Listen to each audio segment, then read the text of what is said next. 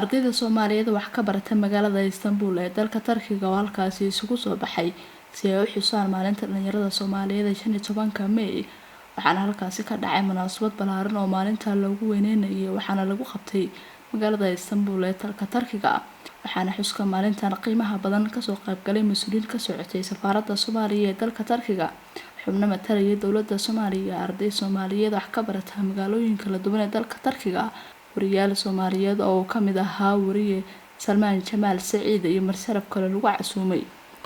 waxaana dhammaan xubnihii ka soo qayb galay munaasabadan qiimaha badneed halkaasi ka soo jeediyeen khudbado kala duwan waxaana dhammaantood ay ku dheeraadeen ka hadlida halgankii dhalinyarada Soomaaliyeed ee ururka Israel ee gobonimada Soomaaliya la aasaasay 15 May 1943 waxaana sidoo kale khudbadaha lagu muujiyay in dhalinyarada Soomaaliyeed ay yihiin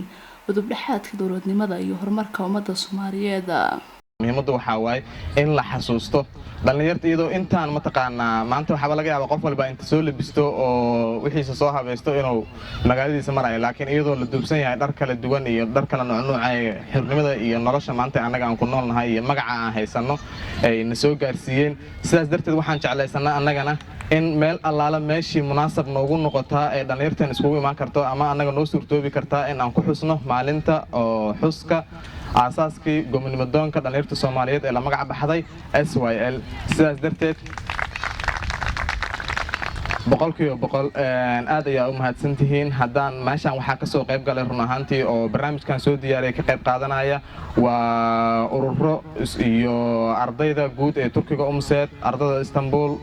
Somali Voice iyo We Are One waxaan jeclaysanay si wada jir ah in aan u sameeyno oo qayb qaadano maalinta xuska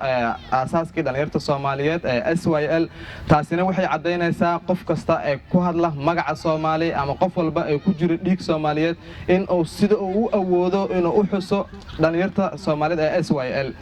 hadii aanan maanta xasuusanin anaga taariikhda dhalinyartii nagu horeysay iyo dadkii wax soo qabtay iyo dadkii xurnimada noolahay caalamkan maanta wadankan aan joogno waad la socotaan qof kasta ee taariikh soo maray meel darbi uu ku dhagan yahay wuxuu leeyahay laakiin anaga taariikhdeena kii wadanka u soo halgamay kii wadanka wax u soo kordhiyay kii wadanka mataqaana magac taariikhi ka lahay ma jiro qof xusaay marka waxa lagu qasbay waxa ogaataan hadaan maanta dadkii naga horeeyay ee magaca iyo sharafta Soomaali gobonnimadii soo gaarsiiyay hadaan maanta anaga xusinin biri qof waliba ah markuu dhinto cidiisu ka dhintay Soomaalidu waxay tiraahdaa qof dhinto kabtaada ka room kabtaada ileen ka harayso laga yaabaa qof kale inuu gashtaa laga yaabaa marka sidaas darteed anaga waxaan jeclaysanay inaan maanta ay xusno oo farxad noo ah maanta oo axad ah kuna aadan 15 May maalintii la aasaasay ururkii gobonimada ee SYL waana mahadsantihiin boqol dhammaan intii ka soo qayb gashay oo mataqaanaa oo ugu horeeyo waxaan ugu weyn Cabdicasiis oo ka socda safaaradda Umuseed We Are One Somali Voice ardayda Soomaalida ku nool magaalada Istanbul iyo bulshada kale ee ka imaatay gobolada kale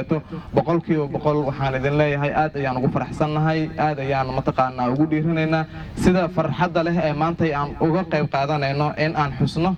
SYL ummadaha maraaxil bay maraan ururada maraaxil bay maraan fardiga marxaladu maraa kulligoodna way is shabahan fardiga wuu dhashaa ilma isagoo gurguuran haya ayaan aragnaa xoogaa markuu jooga haddana waxa weeyaan wuu yara kobcaa dhalinyaranima la soo maraa kadibna waxa weeyaan duqnima soo gasha kadibna wuu geeriyoodaa ummadaha intaas oo kale maraan ururadana intaas oo kale maraan farqiga u dhaxayn kara waxa weeye ururada iyo ummadaha iyo shucuubta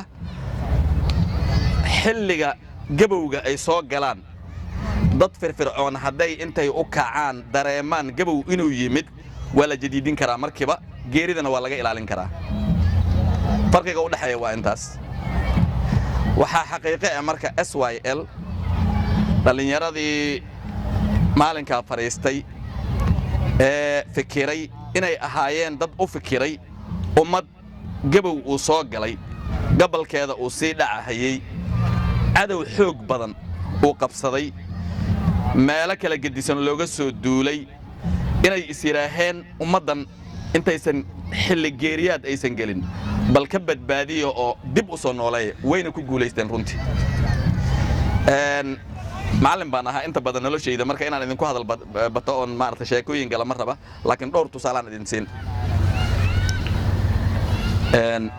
quraankeena haddaan dib ugu laabana waan ka arkaynaa markuu 7 qowm buu ka sheekeeyay 7 qowm waxay wada wadaagaan kulligood ilaahay inkirid rabbi inay dafiraan ama rabbi waxyaalo kale ay la caabudaan laakiin mid walbaba mushkilad gees u taabanaysay baa jirtay haddaan nabi muuse oo quraanka aad ugu soo noqda qisooyinkiisa dib u fiirsan dictatorship yaa ugu badan ummadaas waxa qabsaday reer bani israa'iil gumaadkii lagu hayay iyo waxyaalaha iyo fircoon oo ilaahnimo sheegtay qolooyin nabi shucayb la noolaa iyagu waxay ahaayeen qolooyin dhaqaalaha xaqiisa mushkilad ay ka haysatay u arkayay nimankan maanta aan maartay adduunka haysto kala Soomaaliyada ahaan u yara fikiro ilaahay bay inuu shaqo ku lahayn dhaqaalaha iyo waxyaalaha maca dalika wataniyada wayla aaminsanayeen 7 qowm rabbi markuu ka warramahay mid walbaba reed qowm luud waad garanaysaan nabiyullaahi saalax dadkii loo soo diray waad garanaysaan mid walbaba mushkilad baa gees u haysatay kulligood markii quraanka la soo khatimahay waxa lagu soo khatimay ummad walba waqtiga loogu talagalay adduunka inay ka qaadatay marka kadibna xilli geeriyaadkii ay geli lahaayeen oo ay geeriyoon lahayn inay geeriyoodaan fa akhadathum sayhatu bil haqq faj'alnahum ghutha'an fabu'da lil qawmi dhalimin yani waxa weeyaan sayxadaas rabbi uu ka warramayo ama dabayl ha lagu halaaga ama duufaan ha lagu halaaga ama biyaha lagu halaaga ama waxyaalaha waxa weeyaan ummaddu waxay gabtay sababihii ay u sii jiri lahayd waxaan rabaa wax yar marka inaan taariikhdeena ku yara laabta idin kuma dheeraan haye taariikhdeena maraaxil bay soo martay marxalad geeska Afrika labadii quwadeed ee ugu weynaa ee ku looltamaysay mid anaga aan ahayn mid kalena ummadda nasraaniyada ah ma aragtay plaatuugan hadabatul habasha loo yaqaan ku noolaa labada ummadood oo isgarab taagan ayaan ahay maraaxil badan aan soo marna marxalad ummadeed oo ummadda ay wada midaysnayd waan soo marnay marxalad dawlada kala go'an oo laakiin markay qayli soo yeedhay isu gurmada oo cadawga iska baaciya iyagana xurguf haba dhaxtaalle laakiin markii mushkilad dibadda ay ka timaada isu yimaada isu gurmada cadawgana iska baaciya marxalad infiraadul aqdi waxa la yiraahdo la kala daatay oo muxuu ahaa umadnimadii ay dhimatay nalaga adkaaday cadow dibadeed u yimid dhowrkaas marxaladood baan soo marnay marxaladda SYL umadnimada ay dib u soo noolayeen waxay ahayd marxalada dambe oo nalaga adkaaday qarnigii 16aad imaam axmed gurey Allah u naxariistay markii Portugiiska ay jabiyeen xabashida iyo Portugiiska markay isu kaashadeen la jabiyay kadib ummadda Soomaaliyeed dawladnimadii waa ka burburtay 400 sano ku dhawaad oo dawladnimo la'aan ah ayaana soo martay laakiin waa xilliga aan ugu muxuu ahaa baaxad ballaarnayn oo meelo aan xataa marka gacanta lagu haynin ummadda Soomaaliyeed ay gaadhay marka ummadda ma dhimanin runtii ma dhimanin dawladnimadii baa ka burburtay SYL marka waxay ku soo aaday xilli halgankii gumaystihii Ingiriiska iyo Talyaaniga iyo Faransiiska la iskaga qaadi lahaa la yara hakiyay waxooga nalaga xoog batay nalayra muquuniyay isticmaalka wadanka uu ka tamakunay ummaddu aad moodo inay isdhiibtay ummadihii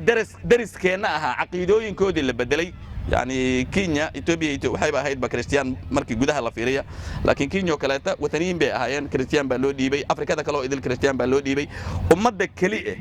diin ahaan u soo taagnay dadnimo ahaan u soo taagnay diiday inay bedelanta dhaqan ahaan Soomaalida ay ahaayeen Hesley nin la yiraahdo jira hadda buug wuxuu leeyahay aan jeclaan lahaa kulligan academician baatiin akhriya buugaas waxa la yiraahdaa The Warriors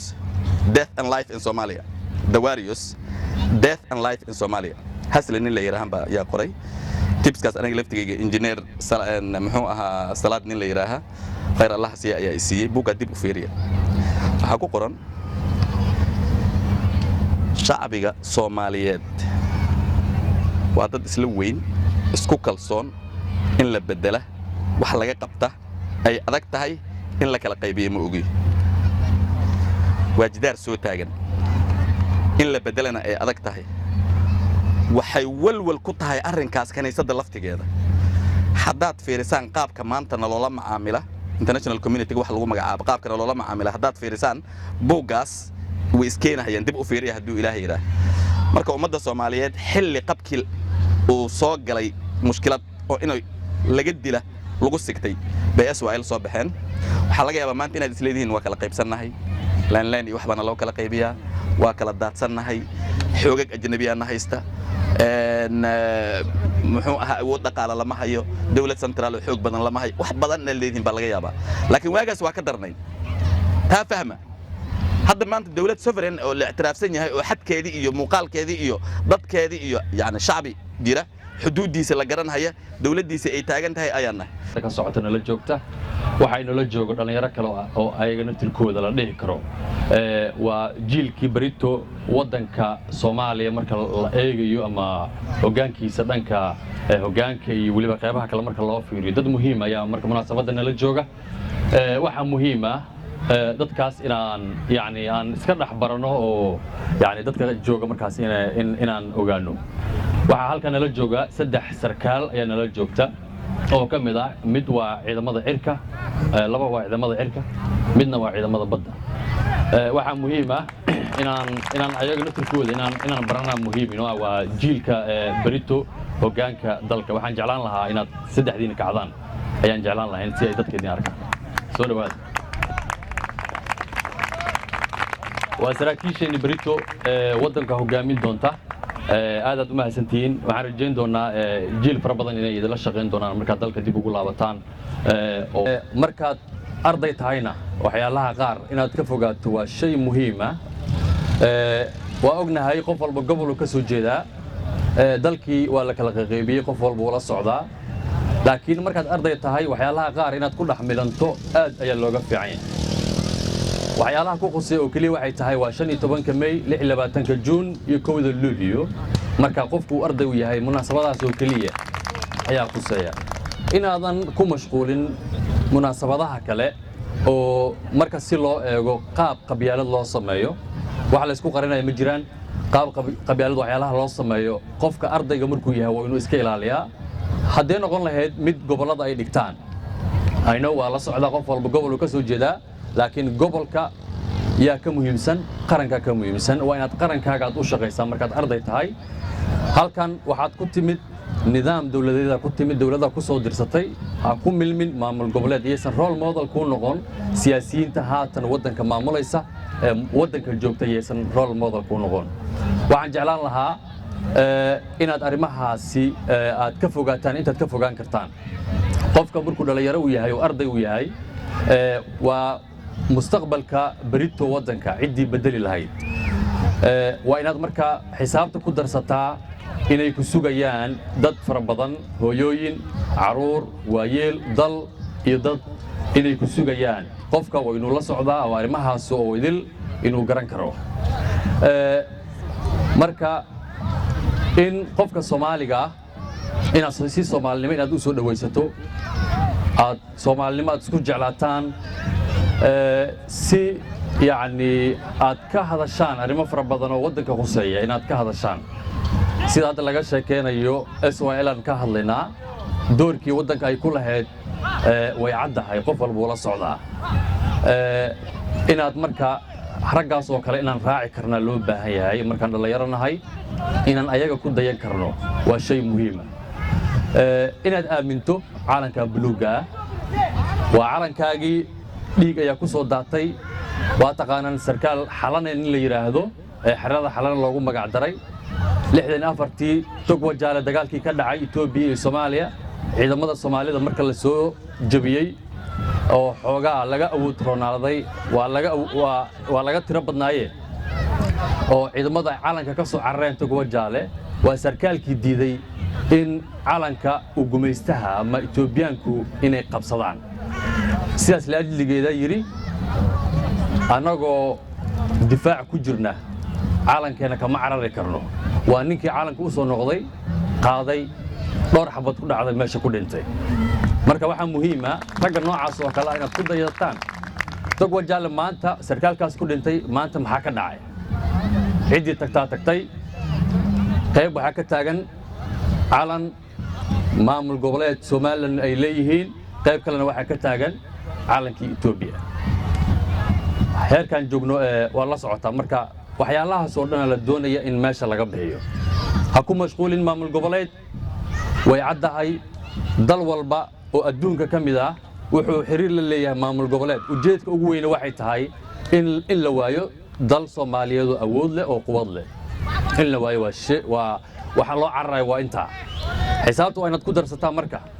dalkan aad joogto haatan aan ku dabaaldegayno waxa ay u soo mareen quruxdan iyo sida tahay dhibaatada loo soo maray waa la socdaa 95tii Istanbul sidii ahaan jirtay taariikhda dib ugu laabta maanta sida tahay fiiriya waa dhalinyaro isfahamtay madaxweynaha haatan talada haya dalkan iyo tiimkiisa oo isfahmay oo xisbi samaystay ayaa wadanka heerkan gaarsiiyay marka inaan taariikhaha noocaas oo kale marka dadka noocaas oo kale inaan ku dayano aad bay u wanaagsan tahay waxa laga yaabaa dadka qaarkiin guryaha inay u yaalaan calamo maamul goboleed inay u yaalaan waxaan jeclaan lahayn in calamadaas iska turtaan oo calanka qaranka aad guryaha dhigataan waa waxa ugu wanaagsan oo aad samayn kartaan oo aad yacni dhaqaaq haddaadan samayn karin xoogaa wax isbeddel samee gurigaaga ka bilow marka inaadan isku ficlina يعني waxyaalaha qaar inaadan isku ficlin hebel wuxuu ka soo jeedaa gobolka inaadan isku ficlin anigu wariyaan ahay waxyaalaha aan ka hadlo waxay u badan yihiin arrimaha qaranka cilad yar Istanbul gudaheeda ama Turkiga guud ahaan haddaan ka arko bulshada Soomaaliyeed aan la wadaagaya wax la iska qarnay ma jiraan waxa wanaagsan waxa qaldan inaan sixi karnaa wanaagsan inaan isku dayana wanaagsan dadka wanaagsan inaan ku dayana wanaagsan oo aan hore u socono dalkan quruxda badan dad ayaa dhistay ha samaynin inaad Snapchat meelaha quruxda badan wadanka inaad saga sawirto oo bulshada kale aad la wadaagto danku ma aha dal ayaad leedahay dadkaaga iyo dalkaaga markaad tagtaa ku xumaadee isku sawir Snapchat markaas la wadaag bulshada inteedii kale laakiin Istanbul iyo guud ahaan Turkiga dad dhistay dhiiga ku daatay waa dad u soo halgamay dhibaato badan soo mareen marka inaan ku dayano ayaga inaan hore u socono waa shay laga maarmaan waxaan u mahad celinayaa madaxa arrimaha bulshada ee safaaraddeena oo maanta munaasabadan nagala soo qayb galay aad ayaan naga mahad celinaynaa mas'uul ka socda safaaradda inuu nala yimaado oo barnaamijkan uu nagala qayb galo aad weyn oo aad loogu farxo maanta dhalinyaro annagoo wadankeena aanan joogin annagoona dalkii aanan joogin annagoo dal dibadda aan joogno inaan isku imaano oo calankii aan soo qaadano oo aan is xusuusino oo dhaan war 15 May maxay ahayd war yaa u halgamay war yaa yey ahaayeen Israa'iilna is xusuusino horta waa arin aad u muhiim ah waa arin maaragtay lagu farxo dabcan waan idinkaga mahad celinayaa aad baan idinka hambalyeynaya mideeda kaleento waxa weeye calankan buluuga meel walba uu suran yahay dabcan Soomaalida maanta waxaan sidanaa laan wax la yiraahdo waa cudur waa runta markii laga hadlo dabcan nin walba cudur laga daaweeyaa laakiin cudurka naga la daaweynaa maanta waxa weeye laan iyo qabiil war calankan aad u jeedaan buluug ma ahan midabkiisa aad u jeedaan waa dhiig runta markii laga hadlo midabkaasi waa dhiig hooya u dhimatay aabba u dhintay wiil adigoo kaleentaa u dhintay calankan inaad hesho oo xurnimo aad gaarto oo Soomaaliya lagu dhaho oo maanta meel kasta aad marto oo laga qadariyo waxa ku gaarsiiyay wiil dhalinyaro adigoo kaleenta ah war maanta adiga waad awoodaa inaad u istaagto calankii dhiiga ahaa ee dad u soo dhinteen ee dad u soo dhaawacmeen ee dad ku soo hanti beeleen inaad maanta dib u hanataan oo maanta aad tiraahdo war calan kale ma naqaan calankaas buluuga naqaana waan awoodnaa runta markii laga hadlo maanta markii la yiraahdo war kaalay ina Cabdullaahi Faarax ree hebel maanta meel wax ku dhiganaa markii la yiraahdo wallahi waxaan aaminsanaa intaan in ka badan ka soo qayb galayso ayadoo la faraxsay oo la boodboodayo runta markii laga hadlo been isku sheeginaa waa la arkayaa laakiin maanta maalmaha qaranka markii la yiraahdo waxaad arkaysaa in la yiraahdo war aniga maaragtay barnaamij kale igu maqan barnaamij kale igu furan aan iska dayno in la yiraahdo Soomaan war aqyaaray wallahi maanta dhalinyaraad tihiin dhalinyaraan nahay hooyaan nahay gabaraan nahay wiilaan nahay haddaan dalkaasi aanan badbaadsanin oo calankaasi maanta aan leenahay aanan badbaadsanin wallahi maalinkeed kale waxaan tagi doonaa maalin dalkaani malihid lagu dhihi doono dalka Soomaaliya runta markii laga hadlo qaarna way tahriibaan oo maanta badday raacaan Soomaan qaarna dadkii dalkay ku dhamaanayaan qaarna ma rabaanba markii la isku yimaado waxa laga sheekeynayaa maartay Barcelona iyo maartay Real Madrid xalaya raay Real Madrid dan noogu ma jirto anaga Barcelona dan noogu ma jirto waxa dan noogu jiro dalkaaga dan kugu jirta calankaas dan noogu jirta dalkaaga dan kugu jirtaa haddaan dalka ka wada hadli karin oo aadan u istaagi karin maalinkeed kale waxay imaanaysa markii qaarna ay tahriibaan markaas saan u sii baxday 8 qof markay iridda ka sii baxdo 20 la soo geliyaa dalka haddaad ka warqabtaan idinka 20 qoys aad tahriibtay 30 qoys la soo dejiyaa meesha ka guureen waxa way dadkii ka warqaba Soomaan war haddaad dalkaaga ka sii baxayso hadhow xagee rabtaa inaa imaado adi marka xagee u soo socotaa adi waa tahriibtay waa baxday hooyo guri ugu soo tagay Cabdullaahi Faarax joogay waa ka soo tahriibay asagana yaa ugu soo tagtay marka dalkaaga yaa aqyaari runta malaga hadlaa yaa loogu soo tagay dalkii yaa rabtaan inaad difaacaan marka dalkaas yaa rabtaa inaad difaacaan marka yaa ka soo Amazon ma noo joogayso Amazon waa ka shaqaystaa kuuma shaqeeyo adig wuu ka shaqaystaa kuuma shaqeeyo nin kasta wax barto wuxuu leeyahay war aniga maya wallahi aniga bachelor aan ahay xafiis maartay inaan fariisto arkudishi ugu socdaan rabaa war arkudishi ma bada gaarin be calankaasi ma adan difaacanin dalkii ma adan u shaqeynin yaa rabtaa inuu ku ilaaliyo marka Amazon ma aniga wax taagnaato ay ku ilaaliso oo adiga ku difaacdaa rabtaa waa aragtay xuduudda dalka waa la iska soo galayaa xagga laga soo gala xagga looga baxaya badda waa aragtay Kenya qaadataa la leeyahay maanta idaacadaha inaan ka qaylino Facebook inaan maaragtay ururo beena ka abuurno oo dhaano wallahi dalka inaan difaacno war waxba ma aha runta markii laga hadlo waxba ma aha dalkaaga adaa iskale war yeesan ka noqon qiirada hal maalin la isku yimaado maaragtay 15 milyan isugu imaano maaragtay aan meelaha maaragtay ku xalweysano ma aha yey naga noqon u istaag dalkaaga inaad difaacato dadkaaga inaad difaacato u istaag calankaaga aad leedahay war difaaco war arday adigoo kale inta inuu istaago yiraahdo war anaga maanta dalkii istaagayo maaragtay wax u noqonayo adiga kaama xumo wuu noqon karaa maanta nin aan baajeen nagu jiro annaga laftirkeena nin walba baajo dhameeyay master uu raadsaday wax buu noqday Soomaan war xafiis waxba ma taro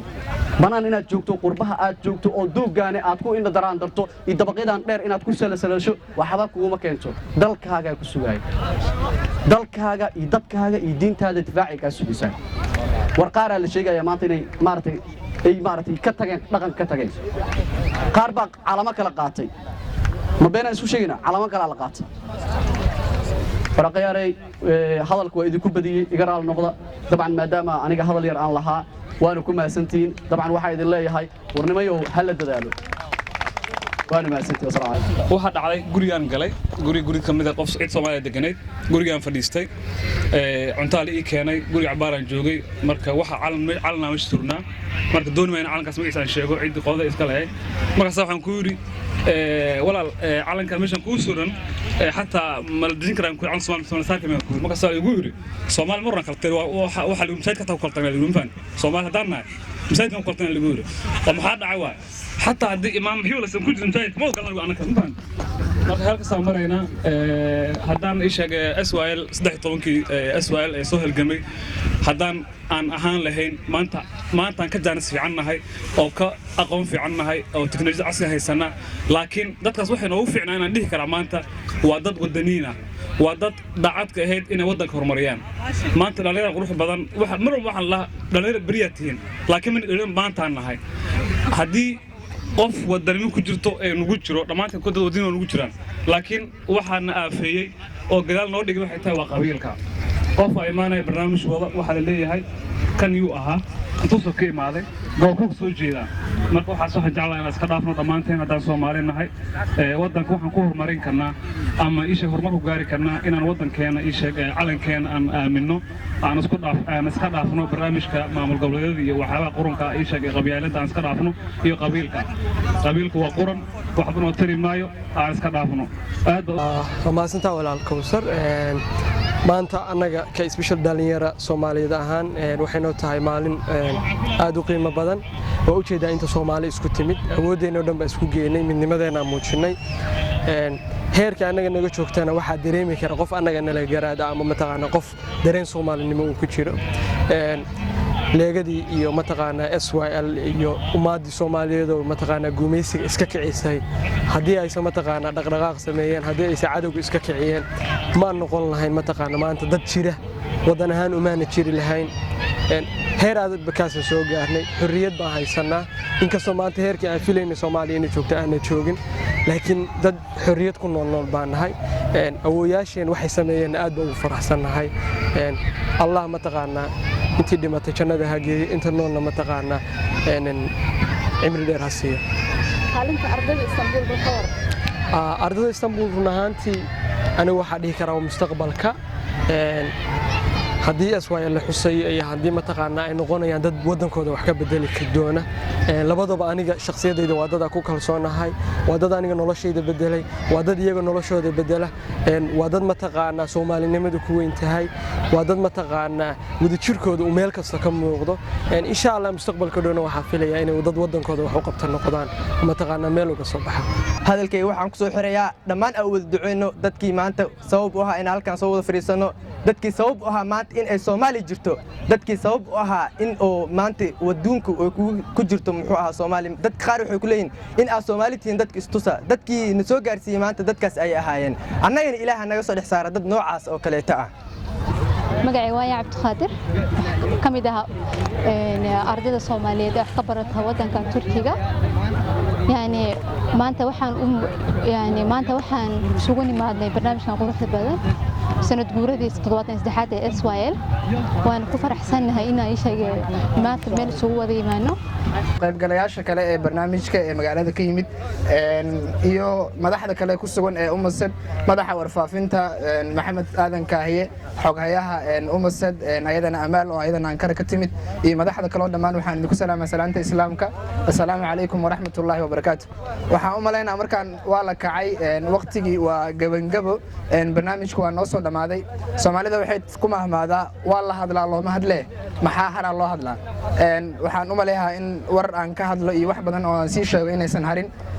wixii ku saabsanaay maalintan aadka u weyn ee 15 May taariikh iyo haday ahaa lahayd iyo sheeg gobonnimadoonkii SYL taariikhdooda waxa ka hadla dadkii iiga horeeyay